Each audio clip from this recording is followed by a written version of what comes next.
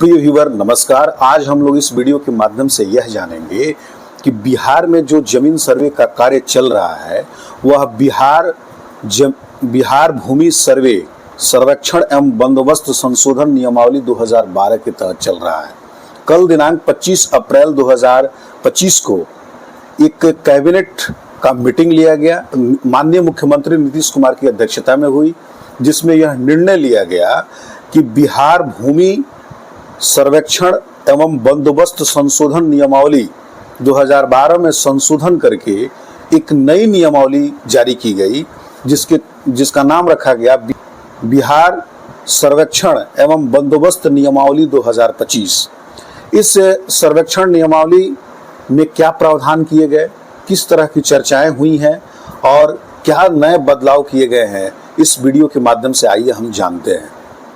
दोस्तों, 25 अप्रैल 2025 को माननीय मुख्यमंत्री नीतीश कुमार की अध्यक्षता में बिहार कैबिनेट के द्वारा कई सारे एजेंडों पर निर्णय ले लिए गए, जिसमें बिहार भूमि सर्वे नियमावली में भी संशोधन किया गया।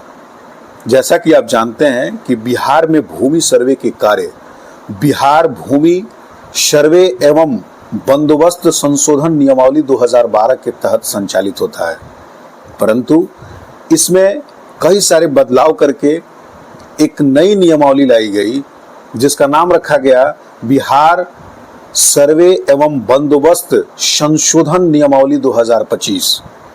इसमें एक बात का प्रावधान किया गया, बदलैन की भूमि के संबंध में 2012 के नियमावली में स्पष्ट प्रावधान नहीं थे, जिसके कारण कई सारे सर्वे के कार्यों में दिक्कतें आ रही थीं। इसकी सुस्पष्टता लाने के लिए उसमें संशोधन करके बिहार स्पेशल सर्वेक्षण एवं बंदोबस्त संशोधन नियमावली 2025 लाया गया, जिसमें बदलैन की भूमि में यह प्रावधान किया गया कि मौखिक आधार पर आपने बदलैन किया है तो सर्वे के दौरान वह मौखिक जो आधार है, आपका जो शांतिपूर्ण दखल है, उसको एक तथ्य माना जाएगा और उसके आधार पर सर्वे के कार्य क्रियान्वित किए जाएंगे। दोस्तों, यहाँ क्लैरिटी के लिए और समझते हैं कि पहले जब था कि माना कि कोई गाटा संख्या है, दो गाटा संख्या है, मिस्टर ए के द्वारा गाटा संख्या 45 क्रय किया गया और मिस्टर बी के द्वारा गाटा संख्या 46 क्रय किया गया, परंतु बी के द्वारा 45 में और ए के द्वारा 46 में दखल कब्जा किया गया या निर्माण कर लिया गया, परंतु वास्तव में तो उनके कागज के हिसाब से वह तो भूमि उनकी थी नहीं, क्योंकि ए की जो भूमि थी वो 45 थी, गाटा संख्या 45 थी और बी की गाटा संख्या 46 थी, परंतु इन्होंने परस्पर अदलैन बदलैन करके उन्होंने क्या किया कि अलग अलग भूमि पर कब्जा कर लिया।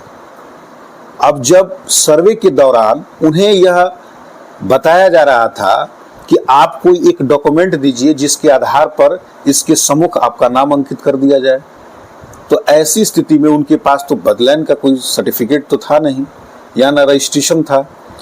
इस तरीके से बिहार सरकार ने इस पर एक बहुत बड़े कदम उठाए हैं, जिसके आधार पर अगर आपने मौखिक आधार पर भी बदलैन कर लिया है परंतु उसका पंजीकरण नहीं है, तो ऐसी दशा में वह जो मौखिक आधार है जिस पर आपका शांतिपूर्ण दखल कब्जा है, उसको आधार माना जाएगा और उसको आधार मानते हुए सर्वे के कार्य संपन्न किए जाएंगे, आपके नाम से उसका खाता खोल दिया जाएगा।